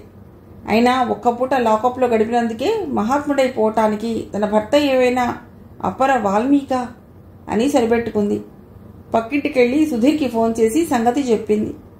సుధీర్ నిట్టూర్చి, సరే అతడి సంగతి మాకొదిలే, మా వాళ్ళు అతడిని నీడలా వెంటాడతారు ఈ క్షణం నుండే. చూడమ్మా, ఈసారి మాత్రం నువ్వు తొందరపడి మీ ఆయన్ని వెతుక్కుంటూ రావద్దు. కాస్త నొప్పి పుడుతుంది, కానీ రోగం నయమవుతుంది, నేను హామీ ఇస్తున్నాను, సరేనా అంటూ ఫోన్ పెట్టేసి ఎస్ఐ చంద్రమౌళిని పిలిచి కాంతారావు ఫోటో ఇచ్చి ఓ 5 నిమిషాలు మాట్లాడాడు. చంద్రమౌళి అలాగే అని ముసిముసిగా నవ్వుతూ హడావుడిగా బయటికి వెళ్ళిపోయాడు. సమయం ఉదయం 11 గంటలు. ఒక్కరొక్కరే వెంకటరెడ్డి గుమ్మం ఎక్కసాగారు. మరో పావుగంటకి అంతా సమావేశం అయ్యారు. ఆనాటి సమావేశానికి పార్వతీశం అధ్యక్షత వహించాడు. అతడు ఏ జాగ్రత్తలు తీసుకుంది వివరించాడు. తర్వాత అందరూ వద్దని ప్రాధేయపడుతున్నా వినకుండా రాంప్రసాద్ తన డోలు మొదలెట్టాడు. ఫ్రెండ్స్, చాలా కాలం తర్వాత మనమందరం మళ్ళీ సమావేశం కావటం ఎంతో ఆనందం కలిగిస్తుంది. మనం స్వతంత్ర భారత పౌరులం. అన్ని ఇండోర్ గేమ్స్లో కల్లా అత్యంత ముఖ్యమైనది, ప్రాచీనమైనది ఈ పేకాట. ఏ ఆటైనా కొన్ని గంటలు లేక రోజులు, అది ఎన్ని బ్రేక్స్తో ఆడతారు. కానీ పేకాట ఒక్కటే వారాలు, నెలలు తరబడి ఏకబిగిన ఆడే ఆట. అలాంటి గొప్ప ఆటని నిషేధించే అధికారం పోలీసులకు ఎవరిచ్చారు? వాళ్ళ భయానికి మనలాంటి వాళ్ళంతా మానేస్తే ఆ ఆట ఏమైపోవాలి? ఓ గొప్ప కళని రూపుమాపటం న్యాయమా? అందుకే మనం ఎదురు తిరగాలి. ఎంత కష్టం వచ్చినా ఈ ఆటని, కళని కాపాడాలి. పేకాట మన జన్మ హక్కు. అది హరించే శక్తి ఎవ్వరికీ లేదు. మనది రాజీ లేని పోరాటం. పాండురంగం, సత్యనారాయణ ఇక ఓర్చుకోలేక రాంప్రసాద్ని లాగి కింద పడేసి నోరు మూసేశారు. అసలే హడలి చస్తుంటే నీ పిచ్చివాగుడేంటి ప్రసాద్? కోపంగా అన్నాడు వెంకటరెడ్డి. అతని ఫ్యామిలీ ఊళ్ళో లేదు. పార్వతీశం ఎంతో బలవంతం చేసినందుకు తమ ఇంట్లో ఆడటానికి ఒప్పుకున్నాడు వెంకటరెడ్డి. అదే అయిష్టంగా. ఏ నిమిషంలో ఏం ముంచుకొస్తుందోననే భయం అందరి మొహాల్లో కనబడుతూనే ఉంది. పాండురంగం పరిస్థితికి అంతా 2 నిమిషాలు మౌనం పాటించి ఆట మొదలెట్టారు. టైం 1 గంట కావస్తోంది. సిగరెట్స్ అయిపోయాయి. ఇంకెవరికైనా కావాలా అంటూ రాంప్రసాద్ లేచి లేవగానే చెవులు చిల్లులు పడేటట్టు కిటికీ దగ్గర విజిల్ మోత వినిపించింది. ఠారెత్తి కంట్రోల్ తప్పిన రైలు ఇంజన్లా రాంప్రసాద్ ఎదురుగా ఉన్న టేబుల్ ఫ్యాన్ని ఢీకొనడం, అది ఢబీమని పాంచజన్యం భుజం మీద పడి ఎముక విరిగిన చప్పుడు, ఆ వెంటనే రూమ్ దద్దరిల్లేటట్లు అతడి ఆర్తనాదం. పరువు భయంతో కాంతారావు స్పృహ తప్పడం, మేరు పర్వతం లాంటి మహాకాయాన్ని సైతం లెక్క పెట్టకుండా 2 అంగల్లో ఆ రూంలోంచి బెడ్రూంలోకి దూకి దొడ్డిగుమ్మం ద్వారా బయటపడటానికి వెర్రి ప్రయత్నం చేస్తోన్న వెంకటరెడ్డి. ఇలా అంతా గందరగోళంగా తయారైంది. చలిజ్వరం వచ్చినట్టు వణుకుతూనే కాస్త ధైర్యం చెప్పి పార్వతీశమే కిటికీలోంచి బయటికి చూశాడు. తాము కాపలాగా పెట్టిన నానిగాడు తప్ప మరెవ్వరూ కనిపించకపోవడంతో ఇంకాస్త తెగించి, ఎరా ఏమైంది? విజిల్ ఎందుకు వేశావు? కోపంగా అన్నాడు. మరే ఓ పోలీస్ కనిపించాడు అన్నాడు వాడు వాళ్ళ సహరాన్ని పరీక్షిస్తూ. తర్వాత ఏమైంది? మరి ఆ పోలీస్ ఏడి? త్వరగా చెప్పించావు. నానిని కొట్టినంత పని చేశారంతా. నాని సిగ్గుపడ్డాడు. పోలీస్ మన ఇంటికే వస్తున్నాడు అనుకున్నాను, కానీ పక్క సందులోకి వెళ్ళిపోయాడు. ఎంత పని చేశావురా వెధవా! మరీ తిడితే వాడు టూల్ డౌన్ స్ట్రైక్ చేస్తాడేమోనని భయపడి, ఇందా ఈ ₹1 తీసుకో. ఖచ్చితంగా మన ఇంటికి వస్తున్నాడనిపిస్తే విజిల్ వై, తెలిసిందా? కోపాన్ని దిగమింగుకుని చెప్పాడు పార్వతీశం. ఫాల్స్ అలాం అని తెలుసుకుని ఆయాసపడుతూ వచ్చి కూర్చున్నాడు వెంకటరెడ్డి. 5 నిమిషాల పాటు 2 బకెట్ల నీళ్లు గుమ్మరించాక కాంతారావు మేల్కొన్నాడు. అతన్ని బాత్రూమ్ నుండి మెల్లిగా మోసుకొచ్చి కూర్చోబెట్టారు. రాంప్రసాద్ 2-3 చోట్ల ప్లాస్టర్స్ వేసుకుని బిత్తర చూపులు చూస్తుండగా అప్పటికి భుజాన్ని 120 సార్లు అటూ ఇటూ కదిలించి రాగయుక్తంగా మూలగసాగాడు పాంచజన్యం. కాస్తో కూస్తో స్థిమితంగా ఉంది పాండురంగం. సత్యనారాయణే అయితే అది నిజం కాదని తెలిసిందే. ఛా, ఏమిటి కార్డ్స్లా తడిచిపోయాయి అన్న వెంకటరెడ్డి మాటకి అందరూ ప్రశ్నార్థకంగా చూడటం గమనించి జవాబుగా సిగ్గుతో తలంచుకున్నాడు పాండురంగం. అక్కడో చిన్న మడుగు కట్టింది. ఈ కార్డ్స్ ఇక పనికిరావు గాని మరో సెట్ పట్రా రెడ్డి అన్నాడు పార్వతీశం. యాక్ వాక్ అని ఎక్కిళ్లు పెడుతున్న సత్యనారాయణని అంతా వింతగా చూశారు. అతడు అంత జరిగినా నోరు మెదపకపోవటం అందరికీ ఆశ్చర్యం కలిగించింది. అతడు చేసిన సైగలని బట్టి తన జేబులో టోకెన్స్ పోలీసులకు దొరుకుతాయేమోనని భయంతో అవి మింగేశాడని అర్థం చేసుకుని ఏడవాలో నవ్వాలో తెలియక 2 కాస్త చేశారు. సత్యనారాయణని తలకిందులుగా వేలాడదీసి నడ్డి మీద పొట్ట మీద కాసేపు పిడిగుద్దులు గుద్దారు. టపటపా టోకెన్స్ బయటికి చిమ్మాడతడు బంగారు గుడ్ల బాతులా. మరో 1/2 గంట తర్వాత పరిస్థితి చక్కబడింది. ఆట మంచి పట్టులో సాగుతోంది. మధ్యలో ఎవరెవరు ఎంత హంగామా చేసింది గుర్తు తెచ్చుకుని ఒకరినొకరు సరదాగా ఎగతాళి చేసుకుంటూ జాలీగా ఉన్నారంతా. ఇంతలో అంకుల్ ఓసారి తలుపు తెరు అన్నాడు నాని. ఏమైందిరా అని పేకాడుతూనే అరిచాడు పార్వతీశం. అబ్బా త్వరగా తెరు అన్నాడు వాడు మళ్ళీ. వెధవగోల. ప్రసాద్ సంగతేంటో కనుక్కో అన్నాడు వెంకటరెడ్డి. విసుగ్గా వెళ్ళి తలుపు తీసి కరెంట్ షాక్ కొట్టినట్టు ఆ అని ఎగిరిపడి కంప్యూటర్ స్పీడ్లా గ్రహించి పోలీస్ అని పొలికేక వేసి క్రితంసారిలా పారిపోవటంతో తన అదృష్టాన్ని పరీక్షించుకుని 10 సెకండ్లలో అది తనకు లేదని నెల తిరగకుండానే ఎస్ఐ చేతిలో నలుగుతున్న తన కాలర్ చూసి గ్రహించి గుక్క పెట్టి ఏడవసాగాడు రాంప్రసాద్. మిగతా డ్రామా అంతా షరామామూలే. ఒక్క కాంతారావుకి ఏ మత్తుమందు సహాయం లేకుండా స్పృహ పోవడం తప్ప. అందరూ నెత్తి నోరు బాదుకుంటూ కుమిలి ఏడవసాగారు. పోలీసులతో ప్రపాట్న కూడా ఎవ్వరూ వాదించే ప్రయత్నం చేయలేదు. 2 కానిస్టేబుల్స్ టోకెన్స్, డబ్బు స్వాధీనపరుచుకున్నారు.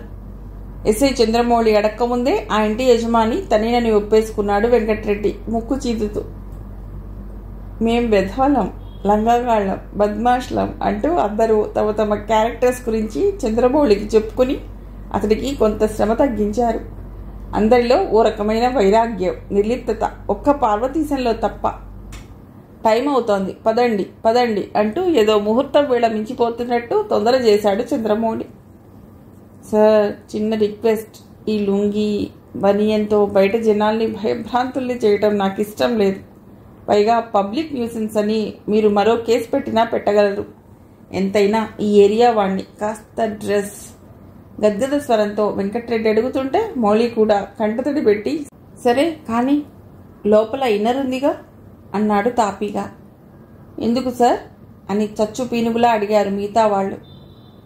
ఎందుకంటే ఈసారి మీరు బయటికి రావటం అంటూ జరిగితే బహుశా దాని మీదే రావాల్సి ఉంటుంది అని విషాదంగా సెలవిచ్చాడు మౌళి.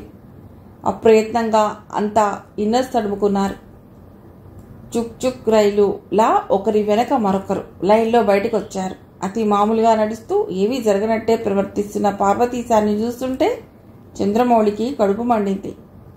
ఎవడ్రా నువ్వు, సిగ్గులేని, ఏదో బ్రిటిష్ వాళ్ళని ఎదిరించి జైలు పెడుతున్న వాడిలా వీడి ఫోజు వీడు అంటూ కసిగా పార్వతీశం డొక్కలో ఒక్క పోటు పొడిచాడు. సినిమా షూటింగ్లా జనం విరగబడి చూస్తున్నారు. కాంతారావు స్పృహలో లేనందుకు అతన్ని 2 పోలీసులు మోసుకొస్తున్నారు. తమకు మాత్రం అదృష్టం లేనందుకు కాంతారావుని చూసి అసూయపడ్డారు మిగతా వాళ్ళు. పోలీస్ వ్యాన్ ఎక్కిస్తే జనం చూపులు మాటలు కాస్తైనా తప్పుతాయని చకోర పక్షుల్లా అటు ఇటు చూడసాగారు. క్షమించాలి, పెట్రోల్ షార్టేజీ. ప్రభుత్వం చేపట్టిన పొదుపు చర్యల్లో భాగంగా వ్యాన్ వాడకం తగ్గించాం. అయినా నడక ఆరోగ్యానికి మంచిదని చిన్నప్పుడు చదువుకోలేదా? త్వరగా నడవండి కసిరాడు చంద్రమౌళి. కాంతారావు సంగతి ఏమిటండి? పార్వతీశన్ డౌట్. నీకెందుకయ్యా? అవసరమైతే ప్లేన్ తీసుకొస్తాం. చాలా. అబ్బా, కాళ్ళు నొప్పెడుతున్నాయి. పోనీ ఆటోలోనో కనీసం రిక్షాలోనైనా తీసుకువెళ్ళండి సార్, డబ్బులు మేమే ఇచ్చుకుంటాం రొప్పుతూ అన్నాడు వెంకట్రెడ్డి. మా నాయనే, ఎంత ఆశ! అసలు మిమ్మల్ని బరబరా ఈడ్చుకురమ్మని మా బాస్ ఆర్డర్. పోనీలే అని ఇలా సరిపెట్టాను, అందుకు సంతోషించండి. అయినా ఏం త్యాగాలు చేసి దేశాన్ని ఉద్ధరించారని బాబు మీకు మర్యాదలు చేయడం. ఆఖరణ ఉన్న పాండురంగాన్ని మొరటగా నెడుతూ అన్నాడు మౌళి. 20 నిమిషాల తర్వాత స్టేషన్లో అడుగుపెట్టారు. లాకప్లో ఉన్న కొందరు పాత కేడీలు వాళ్ళని చూసి విష్ చేసి పలుకరించారు. ఏం గురు, ఇదేనా రావటం అన్నాడు ఒక కేటుగాడు రాంప్రసాద్కి షేక్ హ్యాండ్ ఇస్తూ. మళ్ళీ చూస్తానో లేదో అనుకున్నాను సార్ అంటూ సత్యనారాయణని ఓ పొట్లకాయ గాఢంగా కౌగులించుకున్నాడు. ఓ మూల కంటతడి పెడుతూ కనిపించాడు కాంతారావు. అప్పటికే సెల్ చాలా వరకు తడిసిపోయింది. మిత్రులు కొందరు సాయంగా ఏడవసాగారు. లోపలెక్కడి నుంచో వాళ్ళకి బాధగా అరుపులు, భయంకరమైన మూలుగులు వినిపించసాగాయి. పాతకేడీలు అదేదో జనరంజనిలా మామూలుగా వింటున్నారు. పేకాట బృందానికి మాత్రం దడ మొదలైంది. చూడండి, నేను చేయవలసిందంతా చేశాను అంటున్న చంద్రమౌళిని వాళ్ళు అది తమకు అనుకూలంగానో వ్యతిరేకంగానో తెలియక అయోమయంలో కొట్టుమిట్టాడసాగారు. ఉండబట్టలేక సత్యనారాయణ, సార్ ఆ అరుపులు ఏమిటి, మమ్మల్ని ఏం చేస్తారు అని అడిగితే చంద్రమౌళి, బాబు నీ దగ్గర 100 పేజీల పుస్తకం ఉందా అన్నాడు తాపీగా. ఖాళీదా, రాసి పారేసిందా అన్న రాంప్రసాద్ అమాయకత్వానికి జాలిపడి, ఖాళీదే బాబు, మీ ఫ్రెండ్ అడిగాడు మిమ్మల్ని ఏం చేస్తారని. అది ఒక మాటలో ఒక పూటలో చెప్పేది కాదు, అందుకే పుస్తకం ఉంటే రాసుకుంటారని అడిగాడు. ఏం సార్ లిస్ట్ అంత పెద్దదా భయంగా పాండురంగం అడిగాడు. చాలా. ఎక్స్ట్రా బుక్స్ దగ్గరుంటే మంచిది. నేను అబద్ధం చెప్తున్నాను అనుకుంటే మీ కర్మ, తినబోతూ రుచెందుకు. అయినా శాంపిల్గా కొన్ని చెప్తాను. 1, తలకిందులుగా మీరు ఏదో బొచ్చు పీకిన కోడైనట్లు వేలాడదీసి కింద మంట పెట్టడం. 2, అలా వేలాడదీసి రబ్బర్ గొట్టాలతో చితకబాదటం. 3, మీ ప్యాంట్ని కాళ్ళ దగ్గర తాళతో కట్టేసి లోపలికి ఓ ఎలుకను తొండను వదలటం. మిమ్మల్ని పడుకోబెట్టి అని ఆగి పాపం చల్లేయకుండా దుప్పటి కప్పుతారనుకున్నారు కాబోలు. పిటి, ఓ దుడ్డు కర్ర మీ మోకాళ్ళ మీద అడ్డంగా పెట్టి అని మరో క్షణం ఆగి, కాళ్ళ గజ్జ ఆడుకుంటావని ఆశలేం పెట్టుకోవద్దు. ఇద్దరో నలుగురో అటు ఇటు ఆ కర్ర మీద నిలబడి కాసేపు బ్రేక్ డ్యాన్స్ చేస్తారు. ఎంచక్కా మీకు వినోదం కలిగించడానికి తాపీగా అని ఇంకా మిమ్మల్ని నగ్నంగా చేసి ఒక సూది మొనలాంటి అని మిగతాది పూర్తి చేసేలోపు, సార్ మా కాంతారావు మళ్ళీ మూర్ఛపోయాడు అని అరిచి సత్యనారాయణ కూడా డిటోని అనటంతో ఇద్దరు కానిస్టేబుల్స్ హడావిడిగా పరిగెత్తుకొచ్చి మూర్ఛపోయిన వాళ్ళ సంగతి చూడసాగారు. సర్కిల్ రూంలోకి వెళ్లబోతున్న చంద్రమౌళి సార్ అని పార్వతీశం పిలవటంతో ఆగి వెనక్కొచ్చాడు. పార్వతీశాన్ని అతడు క్రితంసారి కూడా గమనించాడు. అసలు ఆ గ్యాంగ్కి అతడే లీడర్లా కనిపించాడు. సార్ మేము హార్డ్ కోర్ క్రిమినల్స్ కాదు, we are respectable citizens of this society. ఏదో కాలక్షేపం కోసం ఇలా ఎప్పుడప్పుడు సరదాగా ఆడినంత మాత్రాన మమ్మల్ని ఇలా ట్రీట్ చేయటం న్యాయమా అని అంతటితో ఆగక, మీరు ఫైన్ ఏదో వేయండి కడతాం, కానీ మీ 3rd డిగ్రీ మెజర్స్ మా మీద ప్రయోగిస్తే మేము ఊరుకోం అన్నాడు మొండిగా. అంతా నిశ్చేష్టులై విన్నారు. పార్వతీశానికి పిచ్చి పట్టినట్లు చూశారు. ఏదో అమ్మా బాబు అని గండ నుండి బయటపడే బదులు ఇలా పులి నోట్లో తలదూర్చి పోలీస్ స్టేషన్లో పడి కూడా వాళ్ళకే పాఠాలు చెప్పడం వాళ్ళకి బొత్తిగా నచ్చలేదు.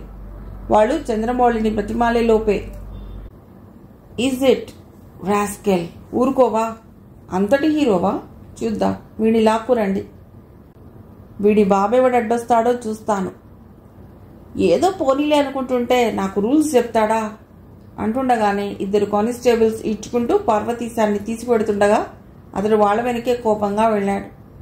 మరో అరగంట వరకు పార్వతీశం అరుపులు పెడబొబ్బలు అతడి అర్థింపులతో ఆ పరిసరాలు మారుమోగాయి. మరి కాసేపటికి అతన్ని బరబరా ఇడ్చుకొచ్చి సెల్లో పడేశారు. అసలు పార్వతీశాన్ని గుర్తుపట్టగలమో లేమోనని భయంతో వణికిపోతున్న వాళ్ళు అతడి చూసి ఆశ్చర్యంతో నోళ్లు తెరిచారు. కారణం పార్వతీశం అన్ని భాగాలు యథాతథంగా ఉండటమే. ఎక్కడా చిన్న గాయం కూడా లేదు. చెంపలు మాత్రం కాస్త కందిపోయాయి అంతే.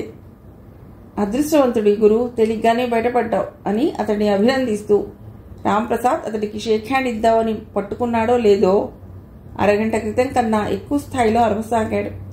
మిగతా వాళ్ళు కూడా అనుమానం తీరక అతడు హార్మోనియం అయినట్లు తలా ఒకచోట మీటి అంటే నొక్కి చుట్టంతో ఆ గదిలో మరో 5 నిమిషాలు అతడు 6:30 రాగంలో హిందుస్థానీ కచేరీ చేసి వాళ్ళని ఆశ్చర్యంలో ముంచెత్తాడు. అప్పుడు అర్థమైంది, పోలీసు దెబ్బలంటే ఇవే కాబోలు. ఆహా, ఏమి నైపుణ్యం అని అంతా చంద్రమౌళితో పెట్టుకున్నందుకు తమను తామే అభినందించుకోసాగారు. కానీ ఆ సంతోషం ఎంతో కాలం నిలవలేదు. మరో 5 నిమిషాల్లో ఒక్కొక్కరిని ఏదో శోభనం గదిలోకి పంపినట్లు తలుపేసి తలుపులు తెరవగానే లోపలి శాల్తీలని బరబరా ఇట్టుకొచ్చి సెల్లో విసిరేయటం అనే కార్యక్రమం ఓ అరగంట పాటు సాగింది. కాంతారావు లిస్టులో లాస్ట్. అతన్ని కచేరీ రూంలోకి కాకుండా నేరుగా సర్కిల్ రూంలోకి తీసుకెళ్లారు. అప్పటికే కాంతారావు అందరి పరిస్థితి చూసి కొందరిని మరీ గుచ్చి అడిగి లోపలేం జరిగిందో తెలుసుకున్నాడు. అప్పటికే అతడి ప్రతి అవయవం తడిసి ముద్దయిపోయింది భయంతో. మిస్టర్ కాంతారావు, మిమ్మల్ని ఇంకా గౌరవించడం బుద్ధి తక్కువ. క్రితంసారి మీ శ్రీమతి మొహం చూసి వదిలిపెట్టాను. ఈసారి కూడా అదే పని చేయండి మహాప్రభో అని అతడి హృదయం ఆక్రోశించింది. కానీ అంతలోనే అలా అంటే జోకులేస్తున్నాడేమోనని చావచ్చితక తంతారని నోరు మూసుకుని లోపలే వణకసాగాడు. వన్స్ బీటెన్ ట్వైస్ షై అని మీరు వినలేదా అన్నాడు. కాంతారావుకి అతడి ధోరణి చూస్తుంటే పేకాట ఆడడం కన్నా ఆ సామెత వినకపోవటమే పెద్ద నేరం అంటాడేమోనని భయం పట్టుకుంది. ఇంతలో కాంతారావు ఇంగ్లీష్ పాండిత్యాన్ని శంకించు కాబోలు, మనిషికి ఒక మాట గొడ్డుకు ఒక దెబ్బ అని అయినా విన్నారా అన్నాడు. వీడి సామెతల పిచ్చి మండిపోను. గత్యంతరం లేక గంగిరెద్దులా తలాడించాడు. నోటితోనే చెప్పండి, లేక అలా తలాడించే వాటికి అర్థమయ్యే భాషలోనే చెప్పాలా గద్దించాడు. కాంతారావుకి ఏడుపు రాసాగింది. అర్థమైంది సార్, నన్ను దయచేసి ఈ ఒక్కసారికి క్షమించండి. మళ్ళీ జన్మలో పేక అనేది ఆడను, కనీసం ముట్టుకోను, చూడను. అలా చేస్తే మీ ఇష్టం వచ్చిన శిక్ష వేయండి, కావాలంటే ఉరివేసుకోండి అంటూ వాళ్ళకి ఏవో వరాలు ఇవ్వటం మొదలెట్టాడు. షటప్, పోయినసారి ఇలాగే వాగా, ఒక అండర్టేకింగ్ ఇవ్వండి అని తెల్ల కాగితం పెన్ను అందించాడు. ఆ క్షణంలో అక్కడి నుండి బయటపడడానికి అండర్టేకింగ్ ఏం కర్మ, ఓవర్టేకింగ్ అనేది ఉంటే అది కూడా ఇచ్చి అవసరమైతే తన యావదాస్తి రాసివ్వమన్నా రాసివ్వటానికి అతడు సిద్ధంగా ఉన్నాడు. మరో 5 నిమిషాలు సర్కిల్ చెప్పినట్టు రాసిచ్చాడు. This is your last chance. మరొక్కసారి ఇలా జరిగితే ఈ కాగితం ప్రతులు మొత్తం ఇండియా పంచిపెట్టడమే కాకుండా సెల్లో మీరు కుళ్ళిపోయేదాకా నిలువ ఉంచవలసి వస్తుంది. కాంతారావు నమ్మలేనట్లు చూస్తుంటే, ఓహో, బహుశా మీరు కోర్టుల గురించి, చట్టం గురించి ఆలోచిస్తున్నారేమో. ఏదో మొదటి అఫెన్స్గా అని ఏ కోర్టైనా ఇలాంటివి పెద్ద సీరియస్గా తీసుకోదు. నిజమే, కానీ క్రానిక్ కేసుల విషయం వేరు. మీలాంటి వాళ్లతో మాకు తెగ న్యూసెన్స్గా ఉంది. పోలీసు వాళ్ల సంగతి మీకు తెలియదేమో. నక్సలైట్లనో లేకపోతే రాజీవ్ గాంధీని హత్య చేసింది మీ గ్యాంగేననో ఏదో కేసులో ఇరికించి బతుకు బంగాళాఖాతం చేయగలం. జాగ్రత్త, ఇక వెళ్ళొచ్చు. మరేదో స్ఫురించి సుధీర్ చంద్రమౌళిని పిలిచి ఏదో చెప్పాడు. కాంతారావు చూడకుండా చూసి మౌళి ముసిముసిగా నవ్వి, అలాగే సార్, పూర్ ఫెలోస్ అంటూ కాంతారావు వెనకే వచ్చాడు. వెంటనే మౌళి మళ్లీ సీరియస్గా, ఆ పార్వతీశం తప్ప అందరూ వెళ్ళిపోవచ్చు. 1 మినిట్, ఒక్కొక్కరే ఇలా రండి. పక్కనే ఉన్న ఓ కానిస్టేబుల్కి పని పురమాయించాడు. అతడు కెమెరా యాంగిల్స్ అడ్జస్ట్ చేసుకోసాగాడు. అది చూసి అంతా బిగుసుకుపోయారు. ఏమిటిలా బిగుసుకుపోయారు? స్మైల్ ప్లీజ్, కాస్త నవ్వేడవండి అని కసిరాడు మౌళి.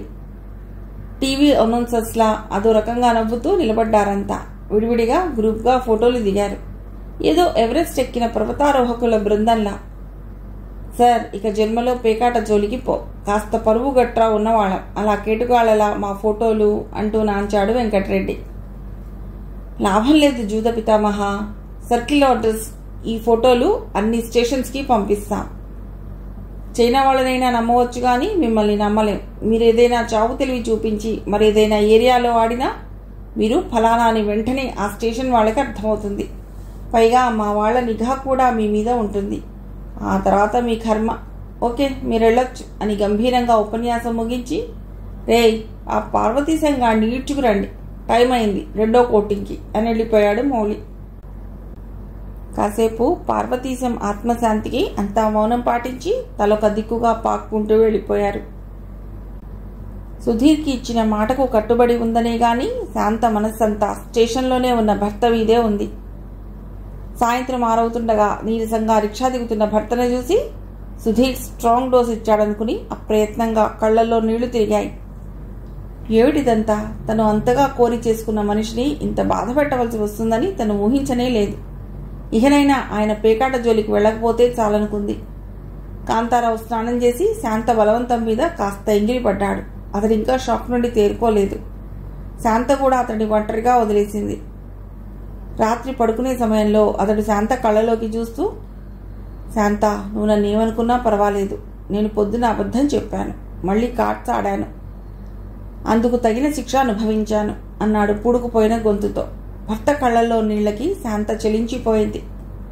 జీవితంలో మర్చిపోలేని పాఠం నేర్చుకున్నాను. దయచేసి వివరాలు మాత్రం అడగొద్దు. నీకు మాటిస్తున్నాను, మళ్ళీ పేకాట జోలికి పోను. నువ్వు నమ్మినా మానినా అది మాత్రం నిజం.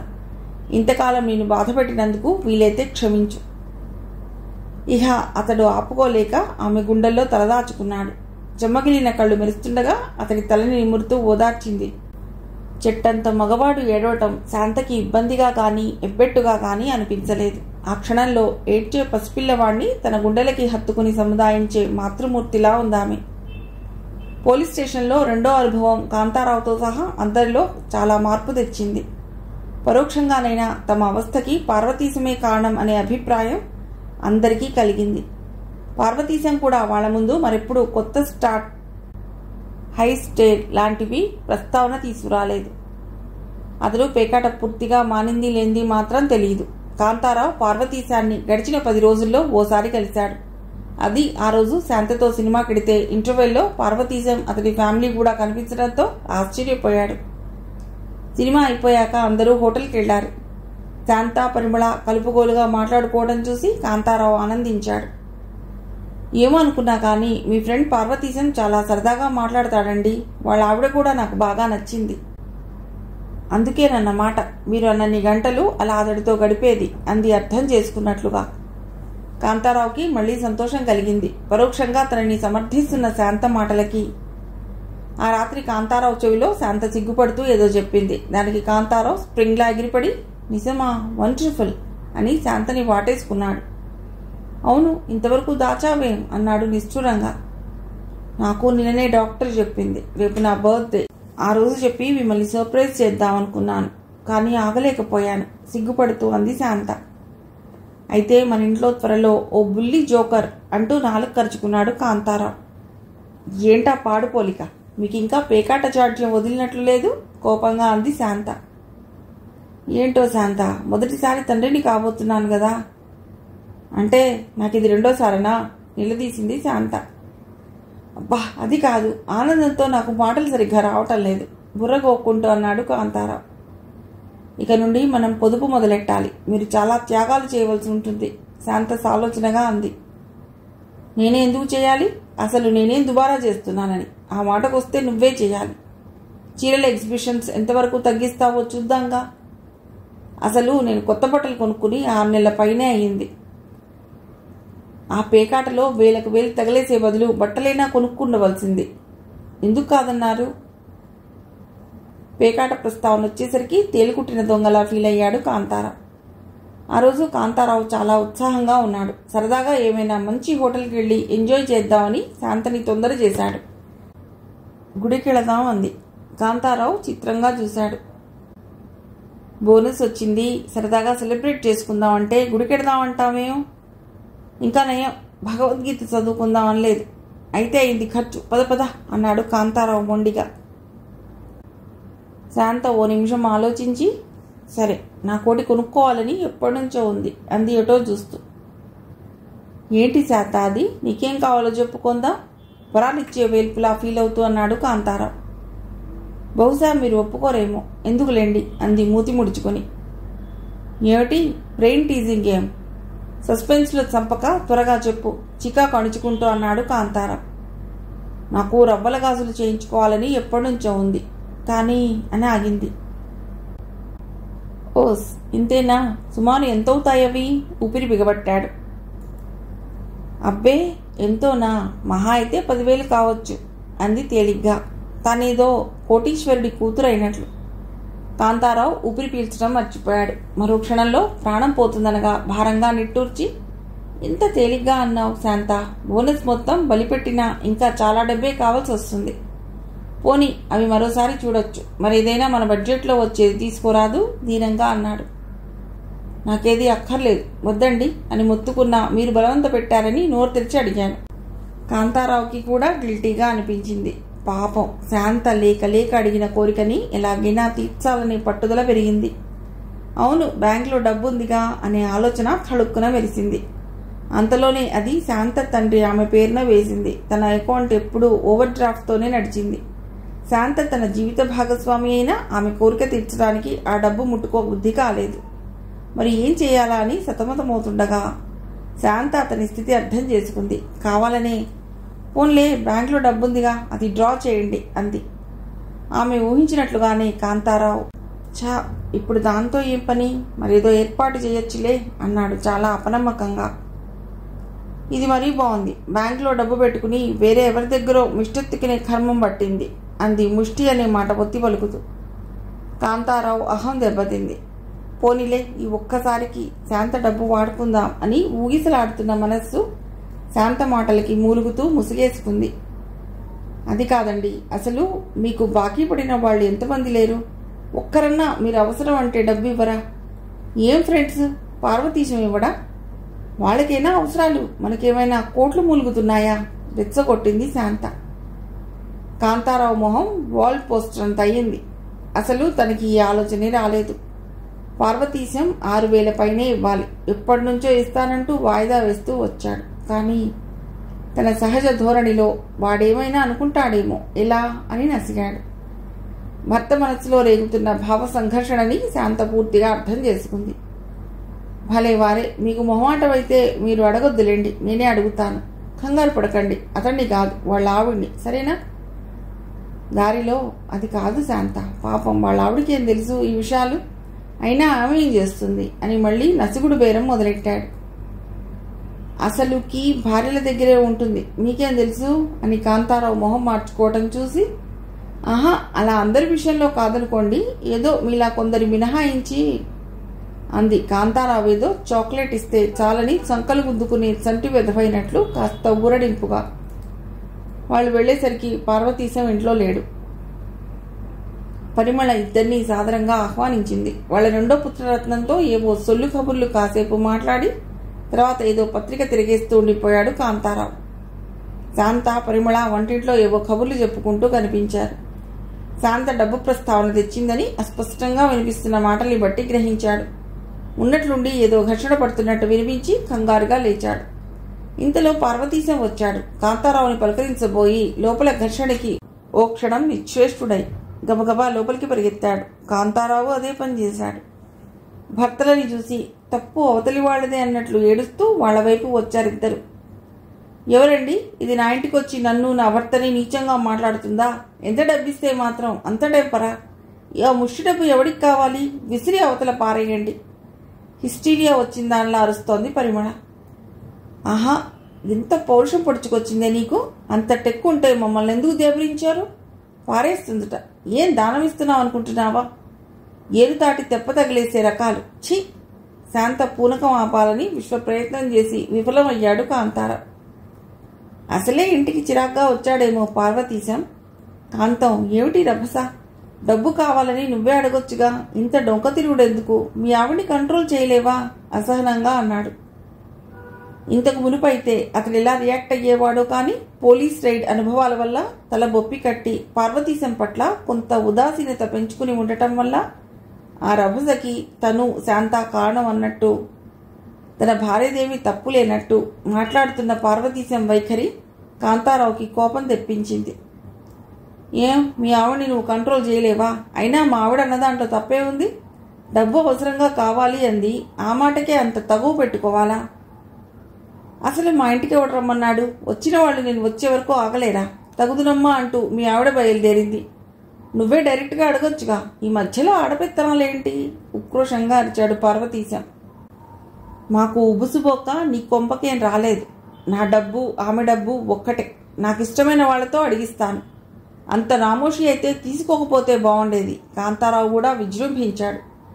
మరో 5 నిమిషాల్లో పరిస్థితి విషమించింది. ఆ ఉద్రేకంలో పార్వతీశం కాకతాళీయంగా శాంతని పక్కకి నెట్టడం, ఆమె తల గోడకు కొట్టుకుని రక్తం చిమ్మడం, అది చూసి కాంతారావు పిచ్చికారుస్తూ పార్వతీశం మీదికి దూకటం, పోట్లాట ఇలా చాలా సినిమాటిక్గా జరిగిపోయాయి. అతి కష్టం మీద వాళ్ళ భార్యలు ఇద్దరినీ వేరు చేశారు. ఆ తాత్కాలికంగా వేరు చేయడం అనేది శాశ్వతంలోకి దారితీసింది. తమ భార్యలు జాయింట్గా ఆడిన నాటకంలో తాము కేవలం పాత్రధారులు మాత్రమేనని కల్తీ లేని నిజం పాపం వాళ్ళకి బహుశా ఎప్పటికీ తెలియదేమో. అలా స్త్రీలాంటి ఫ్రెండ్ని వదిలించుకునే అంకం కూడా ముగిసింది. శాంత అనుకున్నది సాధించింది. కాంతారావుకి బాధ్యత పెరిగింది.